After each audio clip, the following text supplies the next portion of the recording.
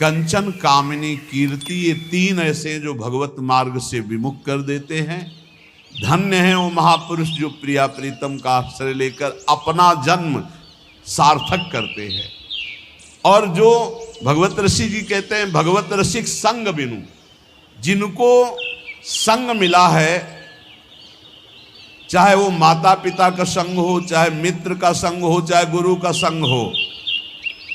भगवान ऋषभ देव जी कहते हैं, गुरु न सस्यात् स्वजनो न सस्यात्, पिता न सस्यात् जननी न सस्यात्, दैवम न तस्यान् न पतिश्च सस्यान् न मोचयेद्यः समुपेत्य मृत्युम।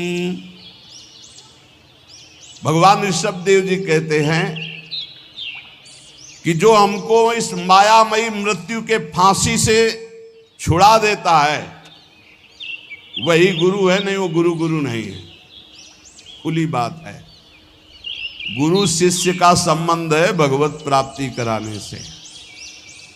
तन मन प्राण समर्पित करके गुरुदेव की आज्ञा पे चलो, निश्चित भगवत प्राप्ति है।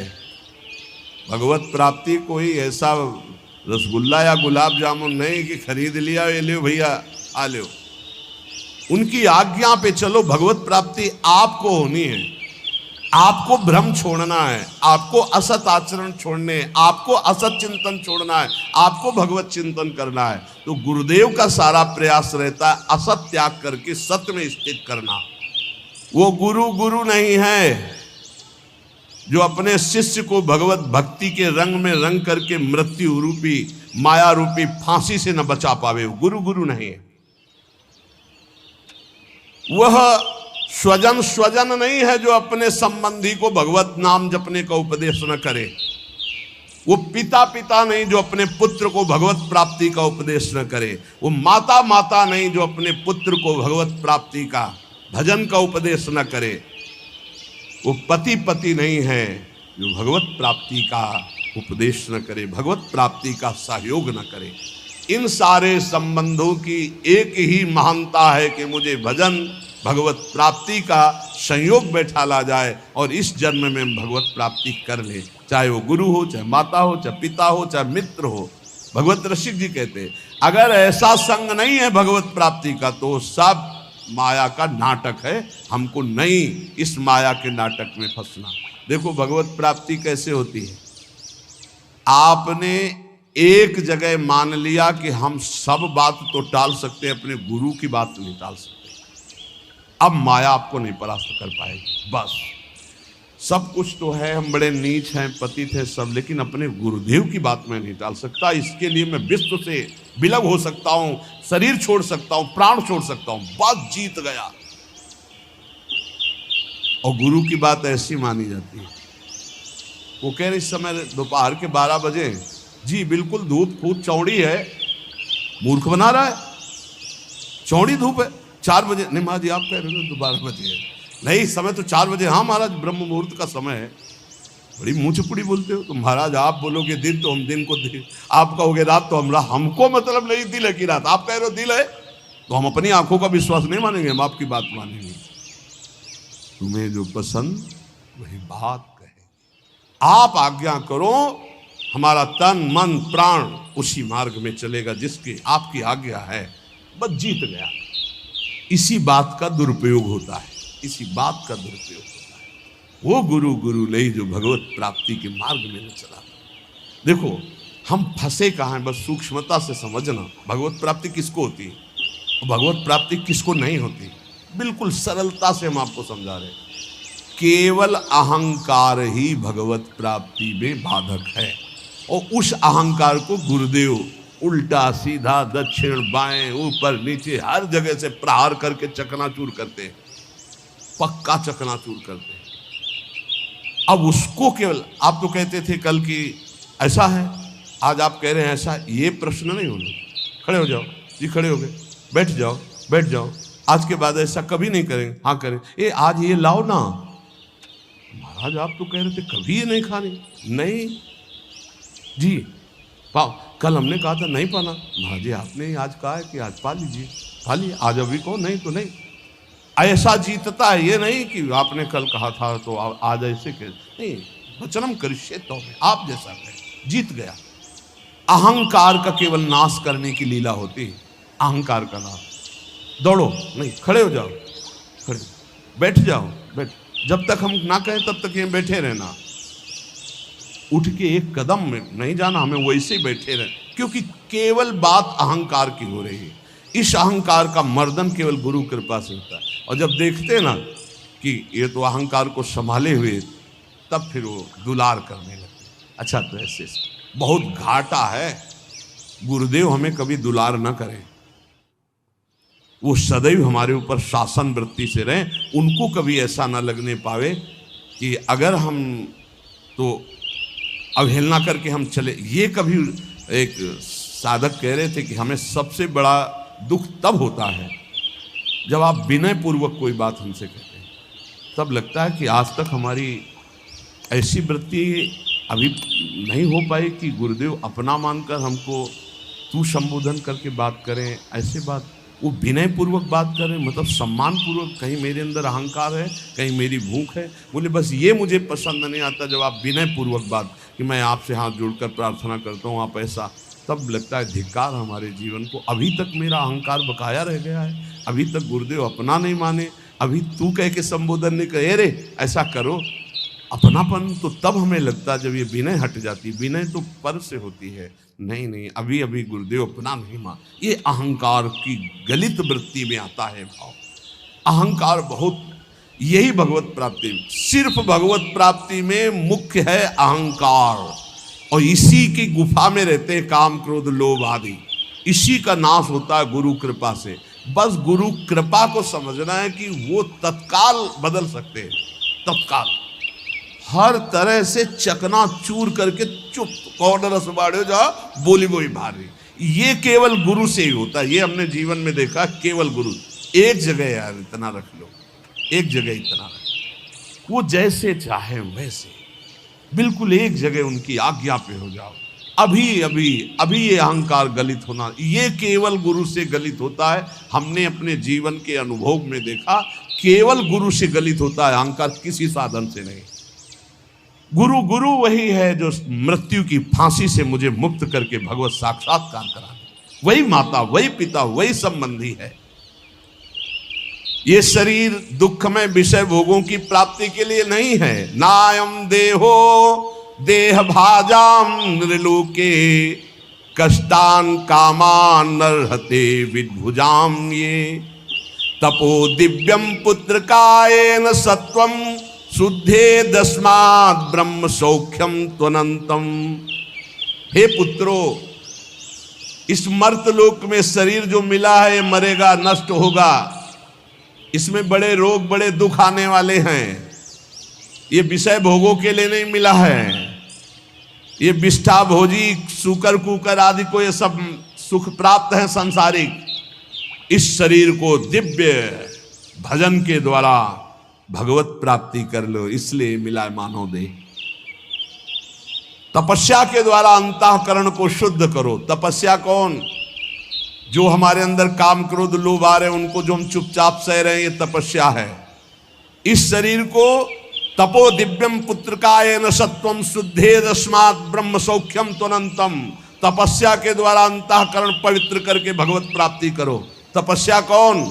जो हम 2 बजे से जग रहे हैं, सब आराम से खा पी के सो रहे हैं, आप जग रहे हैं, अब आपका 10 बजे तक दिनचर्या चल रही है, कुछ थोड़ा सा जलपान, फिर भजन साधन, अपना रात दिन लगे हुए, काम क्रोध आदि शत्रु आ रहे हैं उनकी जलन सह रहे, ये तपस्या है। ये क्या करेगा? अंतःकरण को पवित्र कर देगा। इस शरीर से अनंत भगवदानंद की प्राप्ति होती है, अनंत भगवदानंद की। शास्त्रों ने बताया है, महत्सेवाम द्वारमाहुर विमुक्ते स्तमो द्वारम योषिताम संग संगम। यदि संत महापुरुषों का संग मिल जाए तो मोक्ष का खुला हुआ द्वार है, और यदि कामी पुरुष का संग मिल जाए, कामिनी में आसक्त, नाना प्रकार के भोगों में आसक्त, तो बोले नरक की सर्टिफिकेट है पक्का। संग से ही उत्तम गति होती है, उस संग से ही निम्न गति की प्राप्ति होती है। महत् सेवाम तो द्वार माहुर विमुक्ते, संतों की सेवा, संतों का संग, संतों की आज्ञा का पालन तो मोक्ष पदवी, भगवदानंद। और विषयी पुरुषों का संग, विषय सेवन तो कह रहे तमो द्वारम योषिताम संग संगम, ऐसे कामी नीच पुरुषों का संग नरक प्रदान करता है। कसम देने की जरूरत नहीं है, ऐसे पुरुषों का तो संग ही नहीं करना चाहिए। वो कहते हैं हमारी दोस्ती, अरे तिलांजलि देते तुम्हारी दोस्ती को, कभी मत आना, कभी मत बुलाना, कभी संग मत करना। नीच आचरणों में फंसाने वाले दोस्त नहीं दुश्मन होते हैं। किसी को नष्ट करना उसको व्यसन दे दो, किसी को नष्ट करना उसे भोगों में फंसा दो, नष्ट हो जाएगा अपने आप। तो नष्ट करने वाला दोस्त होता है कि दुश्मन होता है? ये बड़ा विचित्र माया का खेल है कि दुश्मन दोस्त बन करके आता है, हम उसे स्वीकार कर लेते हैं। तमो द्वारम योषिताम संग संगम, जो कामी पुरुष है, व्यसनी पुरुष है, व्यभिचारी पुरुष है, नाना प्रकार के कुमार्गगामी प्रवृत्तियों का, तो हमें कभी ऐसों का संग नहीं करना चाहिए। महांतस्ते समचित्ता प्रशांता विमन्यवः सुहृदा साधो ये। अब कहते हैं जिन महापुरुषों का संग मोक्ष का खुला हुआ द्वार है, वो कैसे होते हैं? तो बोले महांतस्ते समचित्ता, सब में अपने प्रभु को देखने वाले महात्मा को महापुरुष कहा गया है। वासुदेवा सर्वमिति स महात्मा सुदुर्लभा, सबके हृदय में एकमात्र भगवान विराजमान, समचित्ता और परम शांता, किसी भी द्वंद्व की स्थिति में अशांत न हो। और कह रहे हैं विमन्यवः, किसी भी स्थिति में क्रोध ना आने पावे, क्रोधहीन। और सुहृदा साधो ये, सबका हित चिंतन करने वाले, सदाचार परायण, उनको महापुरुष करते हैं। जो ऐसे महापुरुषों का संग करता है वो निश्चित भगवत प्राप्त हो जाता है। अब एक भगवत प्राप्ति का बिल्कुल सरल उपाय बता रहे हैं कि यदि आप जितेंद्री नहीं हैं, बड़े भजनानंदी नहीं हैं, आपका मन भगवान में निरंतर नहीं लगता है, तो तुम्हें हम बता रहे हैं कि तुम्हें भगवत प्राप्ति सहज में हो जाएगी। कैसे? बोले कायेन वाचा मनसेन्द्रियैर्वा बुद्ध्यात्मना वानुसृत स्वभावात् करोति यदि यत् सकलम परस्मै नारायणायेति समर्पयेत् तत्। यहीं से प्रारंभ हुआ था साधन मार्ग। जब घर से निकले थे तो प्रारंभिक साधना यही थी, इसी श्लोक की थी। भागवत धर्म का अनुष्ठान, गायत्री अनुष्ठान आदि तो अलग चल रहे थे, लेकिन ये हृदय का भागवत अनुष्ठान भागवत धर्म का था। महापुरुषों ने, ऋषियों ने बहुत से मार्ग बताए भगवत प्राप्ति के, धर्म के। बड़े कठिन कठिन मार्ग हैं, लेकिन हम तुम्हें वो मार्ग बता रहे हैं, नवयोगेश्वर में जी कह रहे, सुगम से सुगम उपाय, सब कोई कर सकता है, स्त्री पुरुष बालक सब कोई कर सकता है। ये भगवत प्राप्ति का बिना पढ़े लिखे वाला भी कर सकता है। भोले से भोले अज्ञानी मनुष्य सुगमता पूर्वक दिव्य गति प्राप्त करेंगे इस साधन से। इसका नाम है भागवत धर्म। इस मार्ग में, भागवत धर्म में बड़ी से बड़ी त्रुटि हो जाए तो भी पतन नहीं माना जाएगा। बड़ी महिमा इसकी है। देखो, अन्य साधनों में अगर त्रुटि हो गई, जैसे आप 20 वर्ष से ब्रह्मचर्य हैं और एक दिन व्यभिचारी बन गए तो 20 वर्ष का ब्रह्मचर्य का क्या, ऐसे हर साधन में है। लेकिन भागवत धर्म में, नाम जप में, इनमें यह सिद्धांत लागू नहीं होता। आप 20 बार नाम जप किए हैं, इसके बाद भ्रष्ट हैं, तो 20 बार नाम जप आपका, आपके कल्याण का कार्य करेगा। 19 नहीं होगा, वो 20 ही रहेगा। 21 से शुरू होगा जब आपका शुरू होगा। किसी ने कहा कि आप महाराज जी कहते हैं नाम जप से सारे पाप नष्ट हो जाते हैं, तो लोगों का उत्साह नहीं बढ़ेगा पाप कर्म करने में। तो आप ध्यान से सत्संग नहीं सुनते हैं, तब ऐसा प्रश्न आता है। जब कभी ऐसा वर्णन होता है कि तुम चाहे जितने पाप किए हो, नाम जप करने से सारे पाप नष्ट हो जाते, तो वहां एक जरूर बात हम कहते हैं, अब लो नसानी अब ना नसई हो। आज तक किया लेकिन हे हरि आज के बाद पाप नहीं करूंगा। तो हम वादा करते हैं, मेरे भगवान के वचन है, अहम त्वाम सर्व पापेभ्यो मोक्षयिष्यामि मा शुचा। और सूक्ष्म रूप से अगर आपने ध्यान से सुना हो कि अगर आज आप कहते हैं कि हे भगवान मैं आपकी शरण में हूं, अब आज से मैं पाप बंद करके आपका नाम जप करूंगा, पक्का आप निष्पाप हो जाएंगे। लेकिन कल फिर पाप जानबूझकर करते हैं तो प्लस हो जाएगा पीछे का। ध्यान से सत्संग सुनोगे तो प्रश्न नहीं उठेगा। क्या नाम जापक का पापोत्साह बढ़ता है? जप करके तो देख, प्रश्न करने की जरूरत नहीं। नाम जप करके देख। हम कहते हैं नाम ही एक ऐसा जो सर्व पाप प्रणाशनम। और देखो ये तो हम कह रहे हैं, लेकिन इतने में से जितने बैठे हो हमें बताना, ये एकदम ब्रेक मार के हमें दिखा दो कोई कि आज से भीष्म प्रतिज्ञा है और निर्वाह करके दिखा दो। ये तो कृपालु भगवान है, कह रहे हो, हम भी कह रहे हैं कि आज से हम पाप नहीं करेंगे। लेकिन हो सकता है कि ब्रेक मारते मारते गाड़ी बीता दो बीता आगे खिसल जाए, वो ब्रेक मानी जाएगी, ब्रेक ही मानी जाएगी कि देख लो पहिया नहीं चला है, पर ब्रेक मारी खिसक गया एक बीता, उतने में घटना घट गई। तो जनयो गुण प्रभु मान नकाऊ, दीन बंधु अति मृदुल स्वभाव। अब मन रहा है विषयी पापात्मा, ब्रेक मारते मारते कोई गलती बन गई तो राहत न प्रभु चित चूक किए की, करत सुरत सय बार हिए। ये उसकी बात कह रहे जिसने ब्रेक मारी पर चूक हो गई, ये उसकी नहीं कह रहे जो सुन के चूक करेगा। उसके लिए फिर नाम के बल से अपराध करने वाले को नामापराध लागू हो जाता है उस पर। कानून कानून है। अब ये जो भागवत धर्म का बोले, इसमें किसी भी निमित्त से प्रमाद हो जाए तो वो कर्तव्य से च्युत नहीं होता। जैसे जीटी रोड बड़ा है, खाली है, आंख मूंद के चलो तो गिरोगे नहीं, बहुत प्लेन जीटी। ऐसे ये बिल्कुल जो मार्ग भगवत प्राप्ति का भी बता रहे हैं भागवत धर्म का, बोले इससे आंख बंद करके दौड़ने पर भी कोई गिरेगा नहीं, अर्थात इस मार्ग में पतन है ही नहीं, गिरने का तो कोई सवाल ही नहीं। इसको कहते हैं भागवत धर्म। तो बोले भागवत धर्म करने वाले के लिए नियम नहीं है कि कोई विशेष प्रकार का कर्म करे। बहुत ध्यान से सुनो, वो शरीर से, वाणी से, मन से, इंद्रियों से, बुद्धि से, अहंकार से, अनेक जन्मों अथवा इस जन्म की आदत से, स्वभाव से जो करे यत करोषि, वो सब परम पुरुष भगवान नारायण को समर्पित कर दे, बस इसी से भगवत प्राप्ति हो जाए। शुरू करो। कई बार चर्चा कर चुके हैं, यही साधन आगे बढ़ाता है। सिद्ध बनने की कोशिश जल्दी मत करो, यहां बल्ले ही जल्दी सिद्ध हो जाते हैं। अरे क्या समर्पित करना, हम तो समर्पित ही हैं। सही ढंग से समर्पित हो जाओ तो ये निकलेगा नहीं कि हम समर्पित हैं। वो प्रभु कहेंगे ये मेरा है। हमें क्या, हमें तो सिर्फ इतना कहना है कि हमारे आप हो, बस। समर्पित है कि नहीं वो तो तुम जानो, हम क्या जाने।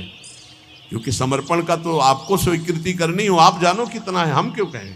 हमारा हर मिनट, हर सेकंड, हर चेष्टा आपके चरणों में समर्पित होगी। अब यहां देखिए, प्रातः से उठो और एक एक घंटा का समर्पण शुरू करो। अभी बहुत जल्दी साधना के सोपान की ऊंचाई पर आ जाओगे आप, पक्का मान लो। लेकिन वही कर पाएगा जिस पर भगवान की कृपा, जो हम कह रहे हैं। एक एक घंटा का समर्पण, वो भजन हो, नौकरी हो, किसानी हो, खान पान हो, शौच स्नान का समय, जो भी समय आपका गया, फिर से ध्यान से सुन लो, इसमें तर्क मत करना।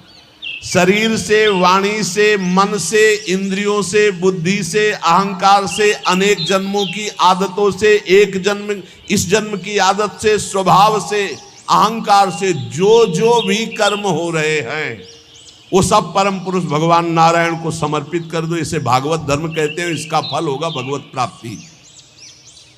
कायेन वाचा मनसेन्द्रियैर्वा बुद्ध्यात्मना वानुश्रुत स्वभावात् करोति यद यद सकलम परस्मयी नारायणायेति समर्पयेत। ये जब घर से भागे थे और गुरु शरण में हुए थे, तब से अनुष्ठान ये प्रारंभ उसी समय से हो गया था, क्योंकि श्रीमद् भागवत की कृपा बचपन से रही। घर में शाम के रोज भागवत की चर्चा, पर जब वैराग्य भाव में आए तो हमका इसका अनुष्ठान होना चाहिए, ये भागवत धर्म है। और बस ये शुरू कर दिया था, एक एक घंटे का शुरू किया था। जैसे सुबह 7 से 8 बजे तक नाम जप करते हुए शौच स्नान इस आपका 8 बजे, हे करुणा निधान भगवान, 7 बजे से 8 बजे के समय में जो भी कर्म बना वो आपके चरणों में समर्पित, ठीक। अब 8 बजे से 9 बजे तक जो, फिर धीरे धीरे, ये हम आपको बिल्कुल अक्षरशः वैसे बता रहे जैसे किया, धीरे धीरे शयन तक। जब शयन से सुबह उठे तो रात्रि में सोने का जितना समय था, 6 घंटे 5 घंटे 4 घंटे, हे प्रभु आपके चरणों में ये भी समर्पित। अब इसका फल ये हुआ कि कुछ समय बाद हमारे अंदर जलन शुरू हुई और जांच होनी शुरू हुई कि हमारे कर्मों में त्रुटि कौन सी है। उन त्रुटियों का समाधान शुरू हुआ। प्रभु से प्रार्थना, हे प्रभु देखो ये गंदी बात थोड़ी आपको समर्पित होती, देखो मेरे मन में गंदी बात चल रही, मेरे मन में ऐसी बात आ रही। कृपा हुई, जांच शुरू हुई, गंदगी निकालने की प्रार्थना हुई। धीरे धीरे धीरे फिर जब मन तन प्राण अहम ये जब समर्पित हो गए तो फिर बंद हो गए। जब घर का जाया हुआ चेहरा हो जाता है ना, उसको फिर वो पेमेंट नहीं है, वो समर्पित, फिर वो ये सब बंद हो जाता है। ये इतने से इतने राधा वल्लभ अर्पणम मस्तु, अब कुछ रह ही नहीं गया तो क्या अर्पणम मस्तु। अब तो राधा वल्लभ जी खुद अर्पणम मस्तु हो गए हैं, तो अब क्या अर्पणम मस्तु, राधा वल्लभ जी अर्पणम मस्तु। अब यही राधा वल्लभ जी का ही राज्य है, तो अब अर्पण क्या करना हो, तो बैठे भी सिंहासन पर। ये सिद्ध, वही हम पहले कही कि सिद्ध ही मत झाड़ो। अगर आपकी स्थिति भगवदाकार नहीं है तो आपको ये साधन बहुत बढ़िया है, बहुत बढ़िया। चतुरासी जी का पाठ किया, राधा वल्लभ, सेवा की राधा वल्लभ की, रसोई अमनिया राधा वल्लभ, किसानी की 5 घंटे, भूल गए आप 1 घंटे में, 1 घंटे में कहाँ देखें, तो 5-6 घंटे में एक बार पूरा थोक में जमा कर दो। 8 घंटे ड्यूटी की, हे प्रभु 7 बजे से गए थे, देखो 8 घंटा ड्यूटी, ये 8 घंटे के समय में जो भी क्रियाएं चेष्टाएं हुई, नाथ आपको समर्पित है, आप इस समर्पण वृत्ति से प्रसन्न हो जाइए और अपनी शुद्ध भक्ति प्रदान कीजिए। कह रहे ये समर्पण लोगों की मान्यता और धारणाओं से आपको उठाता चला जाएगा, और बताना किसी को नहीं, सुन लो और आज से धारण कर लो, बिल्कुल फ्री है। कोई एक विशेष भागवतिक कार्य समर्पित करना ऐसा नहीं, स्पष्ट लिखा है। भागवत धर्म का पालन करने वाले के लिए ये नियम नहीं है कि वो एक विशेष प्रकार का ही कोई कर्म करे और वो भगवान को समर्पित करे। वह शरीर से, वाणी से, मन से, इंद्रियों से, बुद्धि से, अहंकार से अनेक जन्मों अथवा एक जन्म के स्वभाव और आदत से जो जो करे वो परम पुरुष प्रभु श्री हरि को समर्पित कर दे। इससे क्या होगा, आप समर्पण करते रहिए, आपकी स्थिति लोगों की मान्यता और धारणाओं से ऊपर हो जाएगी। कह रहे वो दंभ से नहीं, नाटक नहीं, वो स्वयं उसके अंदर ऐसे भाव जागृत हो जाएंगे। एवं व्रता स्वप्रिय नाम कीर्त्या जाता अनुरागो द्रुत चित्त उच्चई हसत्यथो रोदति रोति गायत्युन्मादवन नृत्यति लोक बाह्या। ये समर्पण रंग लाएगा, क्या लाएगा, अब नाम में प्रीति होने लगेगी, राधा राधा राधा। उसको हृदय में अपने प्रीतम के नाम कीर्तन में स्वाद मिलने लगेगा, नाम में प्रीति होने लगेगी। नाम में जो ही प्रीति हुई तो अनुराग उत्पन्न हुआ, अनुराग का अंकुर जब आया तो चित्त द्रवित हो जाता है। अब वो साधारण लोगों की स्थिति से ऊपर उठ जाता है, लोगों की धारणा मान्यता उस तक नहीं पहुंच सकती। जो समस्त कर्म भगवान को समर्पित करता है उसका नाम में प्रेम हो जाता है। नाम का प्रेमी अनुराग रंग में युक्त होकर लोगों की धारणा और मान्यता से अध्यात्म की ऊंचाई पर पड़ता है। वो दंभ से नहीं, स्वभाव से मस्त हो जाता है, मत वाला। अब वो कभी खिलखिला कर हंसता है, कभी फूट फूट कर रोता है, कभी ऊंचे स्वर से भगवान को पुकारता है, कभी मधुर स्वर से भगवान नाम कीर्तन गुणगान करता है। कभी कभी ऐसी स्थिति में सामने उसके भगवान होते हैं तो अपने प्रभु को रिझाने के लिए वो उन्मादवन नृत्यति लोक बाह्य स्थिति, वो उन्मादवत नृत्य करने लगता है। सामने उसको प्रभु दिखाई देते हैं, वो जिधर दृष्टि डालता है उसको भगवान दिखाई देने लगते हैं। ये साधन का फल देखो। खम वायुम अग्निम सलिलम महीम च ज्योतिंष सत्वानि दिशो द्रुमादीन सरित समुद्राश्च हरे शरीरम यत्किंच भूतम प्रणमे धनन्यः। आकाश की तरफ देखता है तो उसे भगवान वायु, अग्नि, जल, पृथ्वी, ग्रह, नक्षत्र, प्राणी, दिशाएं, वृक्ष, वनस्पति, नदी, समुद्र, सब का सब भगवत स्वरूप उसे दिखाई देने, क्योंकि भगवत स्वरूप है। सभी रूपों में अपने आराध्य देव को प्रकट रूप से देखकर, चाहे जल सामने आए तो जल रूप भी भगवान, वायु स्पर्श करे, हाँ मेरे भगवान मेरा आलिंगन कर रहे हैं। जिधर दृष्टि जाती भगवान वो अनन्य भाव से भगवत भाव में डूबा हुआ सबको प्रणाम करता है। भक्ति परेशानुभवो विरक्ति रन्यत्र चैष त्रिक एक कालः प्रपद्यमानस्य यथास्नतः स्युस् तुष्टि पुष्टि क्षुदपायोनुघासम। आहा, जैसे भोजन करने वाले को प्रत्येक ग्रास के साथ तुष्टि, पुष्टि, क्षुधा निवृत्ति तीनों एक साथ होते हैं,